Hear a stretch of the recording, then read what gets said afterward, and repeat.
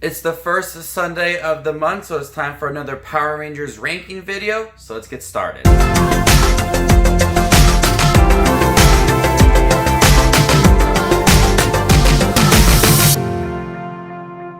everybody, my name is Justin. I love to watch movies. I also love Power Rangers. If you guys do too, you guys are in the right spot.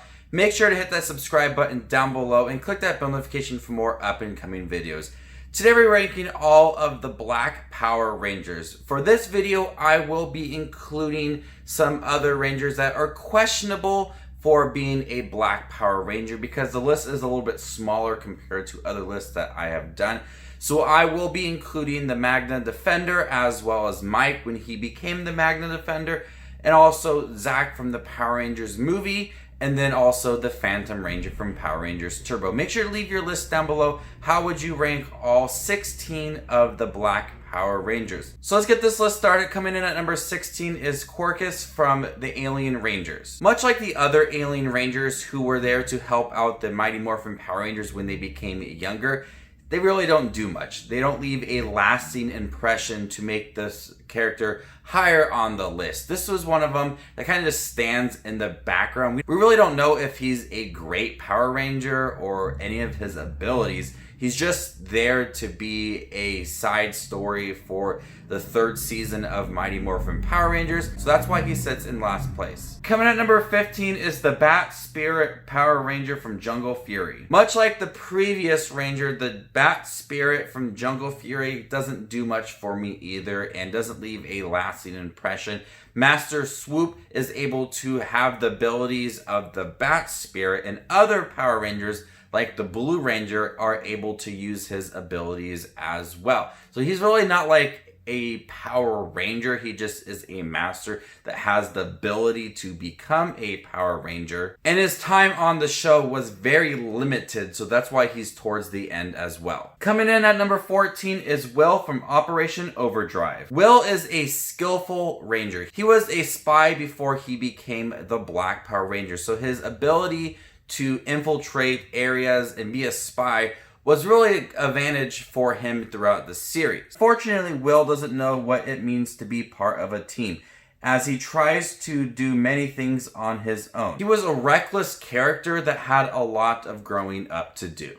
Coming at number 13 is the Phantom Ranger from Turbo. The Phantom Ranger had some really cool abilities. He was able to become invisible. He was very mysterious. He appeared at times, then he disappeared for many episodes. But one thing that sets him apart from other Rangers and why he sits so low on this list is you don't know who he is. His identity was never revealed. You don't know where he's from. You never get any information on who he is. So I do like the character, I like his design and his abilities, but I want more of a story for this character. Coming at number 12 is Zach from the new Power Rangers movie. This version of Zach was much more of a hothead. He didn't follow directions at all. I remember in the movie where the team was talking to Zordon and Alpha 5, he took his own Zord and went out into public with it. Moments like that show that he was reckless as well and liked to have a lot of fun and had a lot of learning to do to become a part of the Power Rangers team. I like the version of him in the movie, but I think he had a lot to learn throughout the movie. Coming in at number 11 is Jake from Mega Force. Jake started off the Mega Force series as the Black Ranger, and then when he got his superpower, he became the Green Ranger. Jake is an outgoing ranger and is always helpful, but is jealous quite often.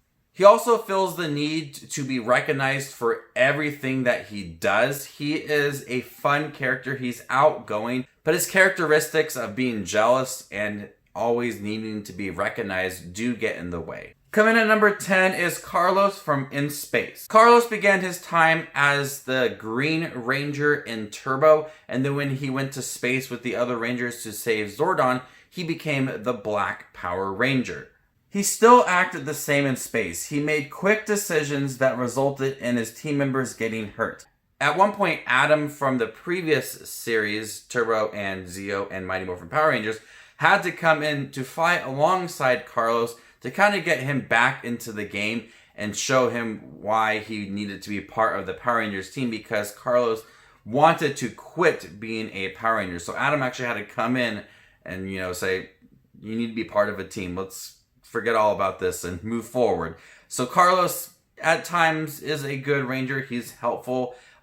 He's much in the background, I think, for a lot of the In Space series. I do like him as a ranger, but he needed to learn what it took to be part of a team. Coming at number 9 is the Magna Defender from Lost Galaxy. The Magna Defender was a very mysterious character and had one goal in mind, and that was to destroy Scorpius, the monster responsible for his family's death. The storyline for the Magna Defender allows for some emotional moments towards the end of his story arc. He is blinded by his hatred throughout the series, but is able to redeem himself at the end of the show. The design for the Magna Defender is really cool, and I like his Zord as well. He's a very mysterious character that came and went throughout the Lost Galaxy series, but then gave his abilities to Mike. So coming in at number 8 is Mike from Lost Galaxy. Mike would have been the Red Power Ranger, and then he gave his powers to his little brother, and for most of the show, we thought Mike to be dead. But the Magna Defender revealed that he had used Mike's body to escape an abyss. Mike later became the second Magna Defender. I like Mike's storyline in the show and how he helped save the colony at the end. He was worthy of being the Red Ranger, and I liked when he took on the ability of being the Magna Defender. Coming at number 7 is Chase from Dino Charge.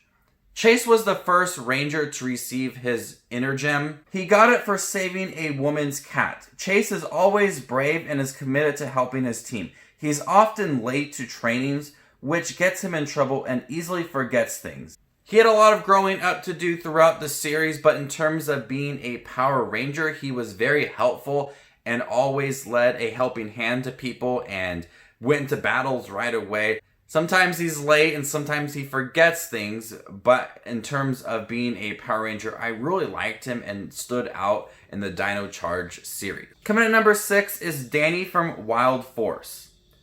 Danny is the strongest member of the Wild Force team, but is easily like the quietest and kindest of the team. He loves flowers. He can also understand what the Zords are saying, which is a helpful attribute to have. He always puts others first, something that makes him a strong ranger. I really liked Danny's storyline in the series and how quiet he was, but how strong he was as well. It was something that was a little bit different for a Power Ranger. Coming in at number 5 is Anubis Kruger from SPD. Anubis Kruger is a dog, a big talking dog, who is the commander of the Earth branch of SPD. He is much more of a leader rather than a Power Ranger, and at times he does get into battle as being the Shadow Ranger, and he can do everything on his own. He doesn't need a team to help him. He can defeat a bunch of villains by himself, which is really cool. It just showed how much of a skilled fighter he was. Coming in at number 4 is Dylan from RPM.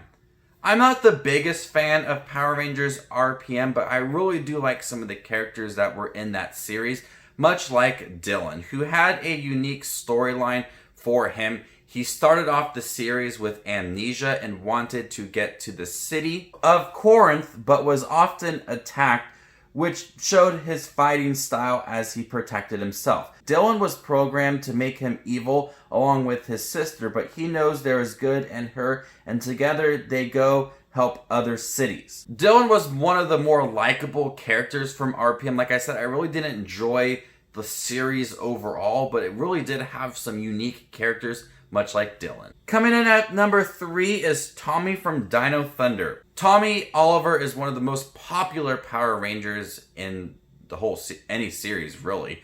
He was the White Ranger, the Green Ranger, the Red Ranger, and then he was the Black Ranger from Dino Thunder. And he was much more of a leader in that series, and he had advantage of being a really good leader because of his time on the Power Rangers series. And it's also fun to kind of reminisce about his time as a Ranger on Mighty Morphin Power Rangers, Zeo, and Turbo as well. And so it was so fun to see him back in the suit as the Black Ranger. His fighting style is still as strong as it was when he first started, and his suit design was really cool. He really embraced the role of being a teacher and a leader as well, and he's one of the better leaders from any of the series. I really was so happy to hear that Tommy returned when I watched Dino Thunder. And even though he was in the suits for most of the series, it was so cool to have him there. Coming in at number 2 is Zach from the Mighty Morphin Power Rangers series. Zach is the first black Power Ranger, and he is easily one of the coolest Power Rangers. He's so outgoing,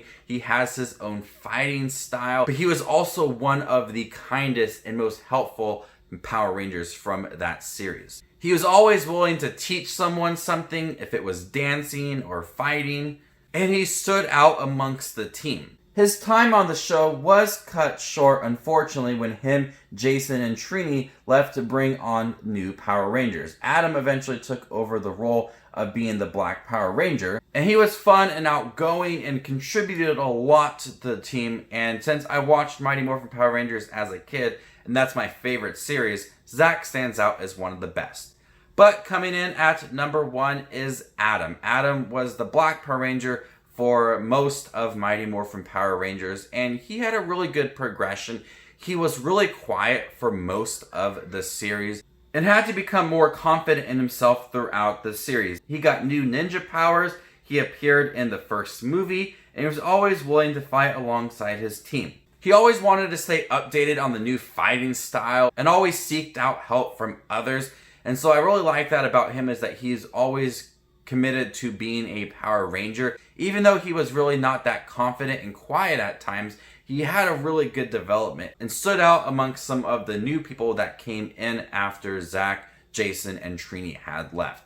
Adam was a really cool Ranger. He eventually became the Ranger in Zeo and part of Turbo as well, before some new characters took over in Turbo. He's one of the longer running Rangers throughout the series, and I really like the character. So there you guys have it, all of the Black Power Rangers ranked worst to best. Stay tuned. Next month, I'll be ranking another color for you guys. Not sure which one it will be just yet. I will have to do the Yellow Rangers and the Blue Rangers as well. So I'll get to one of those next month, on the first Sunday of every month. And then once the colors are done, I'll be ranking the teams as well. So we'll be starting with Mighty Morphin Power Rangers and then going throughout the series, throughout the year.